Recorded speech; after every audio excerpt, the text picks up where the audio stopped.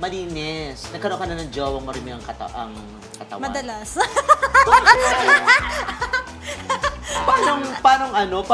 Parang marumi.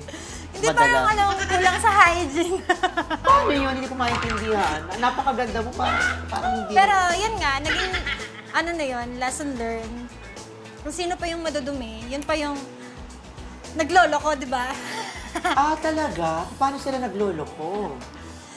Alam mo na yun, cheating na hindi mo alam. Okay, umpisa muna natin. Paano sila naging madumi? Yung wala silang hygiene or kurang ka ng hygiene? Wala silang hygiene. As in, paano mabaho hiningan? Pero hindi naman lahat Oo.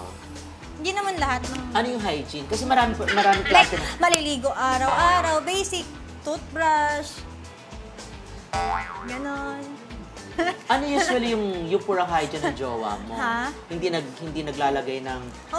yung mga Pasko talaga parang sobra. Pero hindi naman lahat. May mabahong hininga. Oo. As in, tapos merong putok. Yung mga ganon, di ba? Tapos merong mabaho din ang paa. Ay, grabe naman na yun. Grabe na yun. Wala ka namang ganon. Wala namang ganon. Pero, meron ding amoy yung ka ng private part. Oo, yung ganon.